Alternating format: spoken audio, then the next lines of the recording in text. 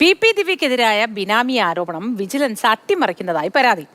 അന്വേഷണം മുതിർന്ന CPM നേതാവിലേക്കും മകനിലേക്കും എത്താതിരിക്കുകയാണ് അട്ടിമറി നീക്കത്തിന്റെ പിന്നിൽ എന്നാണ് ആക്ഷേപം. കോടതിയെ സമീപിക്കാൻ ഒരുങ്ങുകയാണ് പരാതിക്കാരനായ KSU സംസ്ഥാന വൈസ് പ്രസിഡന്റ് മുഹമ്മദ് ഷമാസ്. ബിനാമി അഴിമതി ആരോപണങ്ങളിൽ കണ്ണൂർ ജില്ലാ മുൻ പഞ്ചായത്ത് പ്രസിഡന്റ് PP ദിവ്യക്കെതിരായി വിജിലൻസിന് പരാതി നൽകിയിട്ട് 4 മാസം കഴിഞ്ഞു. ജില്ലാ പഞ്ചായത്ത് പ്രസിഡന്റായിരിക്കെ കോടിക്കണക്കിന് രൂപയുടെ കരാറുകൾ ബിനാമി കമ്പനിക്ക് നൽകിയെന്നായിരുന്നു പരാതി. ബിനാമി കമ്പനിയുടെ ഡയറക്ടറും PP ദിവ്യയുടെ ഭർത്താവും ചേർന്ന് ടൂറിസ്റ്റ് കേന്ദ്രമായ പാലക്കയംതട്ടിൽ ഭൂമി വാങ്ങിയെന്നും വിജിലൻസിന് നൽകിയ പരാതിയിൽ ചൂണ്ടിക്കാട്ടുന്നു. എന്നാൽ 4 മാസം കഴിഞ്ഞിട്ടും പരാതിക്കാരന്റെ മൊഴി രേഖപ്പെടുത്തിയിട്ടില്ല. അന്വേഷണം സംബന്ധിച്ച വിവരാവകാശ പ്രകാരമുള്ള ചോദ്യങ്ങൾക്കും കൃത്യമായ മറുപടിയില്ല. പരാതി നൽകി 4 മാസം പിന്നിട്ടു. സ്വാഭാവിക നടപടിക്രമമായ പരാതിക്കാരൻ്റെ മൊഴിയെടുക്കുക എന്ന നടപടി പോലും ഉണ്ടായില്ല. നേരിട്ട് വിജിലൻസ് ഡയറക്ടർ, നിലവിലെ വിജിലൻസ് ഡയറക്ടറും മനോജ് എബ്രഹാമിനെ നേരിട്ട് പോയി കണ്ടിട്ട് പോലും അദ്ദേഹത്തിൽ നിന്ന് പോലും ഒരു വ്യക്തമായ മറുപടി ഉണ്ടായിട്ടില്ല. കേസ് അട്ടിമറിക്കപ്പെടുന്നതിന് പിന്നിൽ മുതിർന്ന CPM നേതാവിനെയും മകനെയും രക്ഷിക്കാനുള്ള നീക്കമാണെന്നും ആക്ഷേപമുണ്ട്. പെട്രോൾ പമ്പുമായി ബന്ധപ്പെട്ട ബിനാമി ആരോപണങ്ങളിലുള്ള അന്വേഷണം നേതാവിന്റെ കുടുംബത്തിലേക്ക് എത്താൻ ഇടയുണ്ടെന്നും ഷമാസ് ആരോപിക്കുന്നു. വളരെ ഗുരുതരമായ ഒരു അഴിമതിയും ബിനാമി സ്വത്തിടപാടും ക്രമക്കേടും PP ദിവ്യയുടെ നേതൃത്വത്തിൽ നടന്നിരിക്കുന്നു. ചില ഉന്നതരായ CPM നേതാക്കളും കുടുംബാംഗങ്ങളും ഉൾപ്പെടെ ഇതിലേക്ക്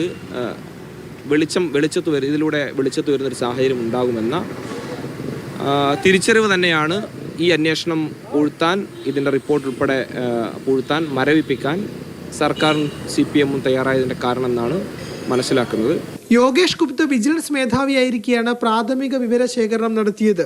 അദ്ദേഹത്തിന്റെ സ്ഥാനചലനത്തിന് പിന്നിലെ കാരണങ്ങളിലൊന്ന് അന്വേഷണം മുന്നോട്ട് കൊണ്ടുപോകാനുള്ള തീരുമാനമാണെന്ന വിലയിരുത്തലുകളുമുണ്ട്.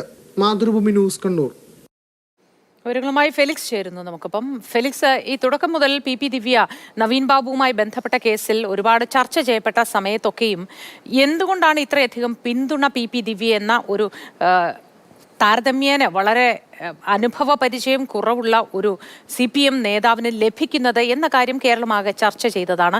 ഈ ചിത്രങ്ങൾ ഏകദേശം തെളിഞ്ഞ് കൂടുതൽ തെളിമയിലേക്ക് വന്നുകൊണ്ടിരിക്കുന്നു എന്ന് വേണോ മനസ്സിലാക്കാൻ?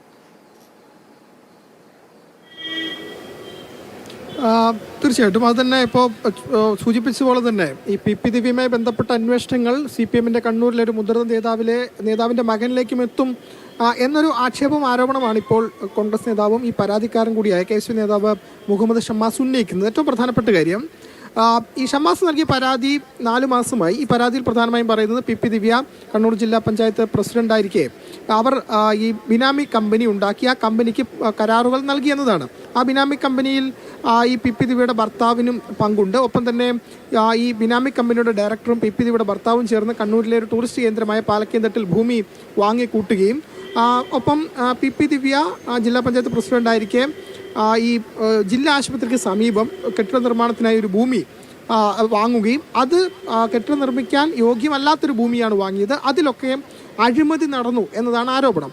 അന്ന് വിജിലൻസ് മേധാവിയായിരുന്നത് യോഗേഷ് ഗുപ്തയായിരുന്നു. ഈ കാര്യത്തിൽ യോഗേഷ് ഗുപ്ത ഒരു പ്രാഥമിക വിവരശേഖരണം നടത്തുകയും ഒരു റിപ്പോർട്ട് സമർപ്പിക്കുകയും ചെയ്തു.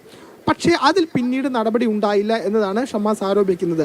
അതിൽ നടപടി ഉണ്ടാകാത്തതിന് കാരണം ഇതൊരു മുതിർന്ന നേതാവിലേക്ക് എത്തുമെന്നതാണ്. മാത്രമല്ല, യോഗേഷ് ഗുപ്തയ്ക്ക് ആ സ്ഥാനം തെറിക്കുകയും ചെയ്തു. പിന്നീട് യോഗേഷ് ഗുപ്തയെ ഫയർഫോഴ്സിന്റെ മേധാവിയാക്കി മാറ്റുകയും ചെയ്തു. ഈ ക്രമസമാധാന ചുമതലയുള്ള DGP പട്ടികയിൽ 3-ാം സ്ഥാനത്തുണ്ടായിരുന്ന യോഗേഷ് ഗുപ്തയാണ്.